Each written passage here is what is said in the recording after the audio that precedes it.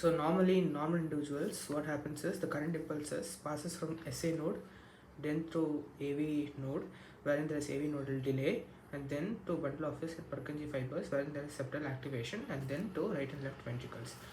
But in WPW syndrome, what actually happens is there is an alternate pathway that is developed. This is called as bundle of Kent, wherein it will bypass the AV node, and thereby there is no AV nodal delay. Because of which the signals will go from SA node to ventricle directly. Since this is bypassing the AV node, there is no AV nodal delay. This conduction is very fast. So because of which, and so basically what we have to understand is the transmission which this the segment in ECG that which this transmission represents is PR interval.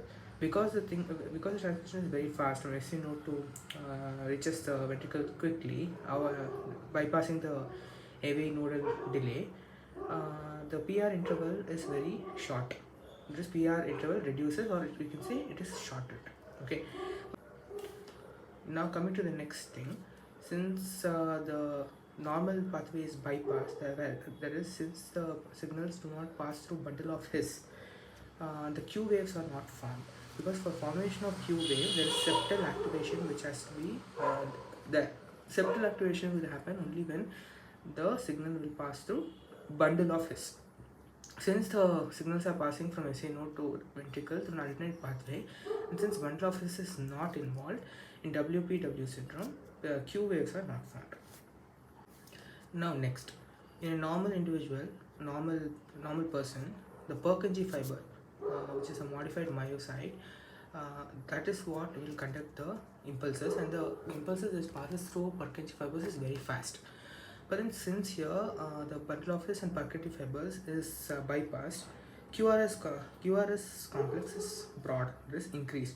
Because see, in WPW syndrome, what happens is the impulses is passed in the till here the impulse will come right from the ventricle. It will pass from instead of going through the Purkinje fibers. What happens is it will go from myocyte to myocyte to myocyte to myocyte.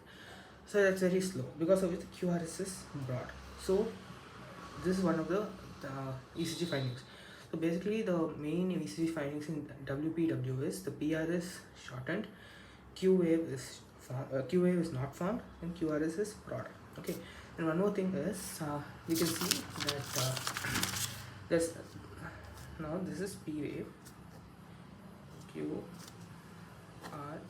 complex. So normally this is QRS complex. So normally what happens is the R wave is straight. Okay, but then in WPW syndrome the R wave is slopey. That is, normally the R wave is going to be straight like this. Okay, but then what happens is in WPW syndrome the R wave gets slopey.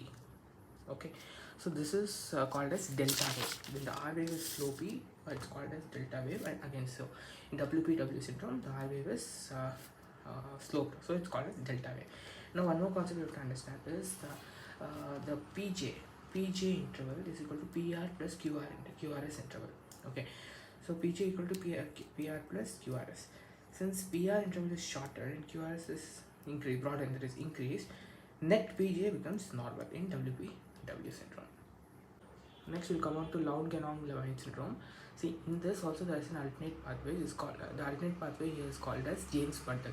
Here the impulses, instead of passing from in WPW we saw from SAN, it will pass to a bundle of Kent to reach the ventricle directly. Here what happens is the impulse will pass from SAN to bundle of His and Purkinje fibers here. Bundle of His here, from where the current impulse will pass to the muscles. But here what is the difference here is in the Lown Ganong Levine syndrome, the impulse will pass from SAN to bundle of His bypassing the AV node. Here also it is bypassing the AV node, but here AV node, bundle of His, Purkinje fibers, all three are bypassed. Here only AVN is bypassed, but it ultimately reaches to Purkinje fibers and bundle of His. Since AV node is bypassed, AV nodal delay is not there, because of which the transmission is fast, and because of which the PR interval is short. So one thing is done here.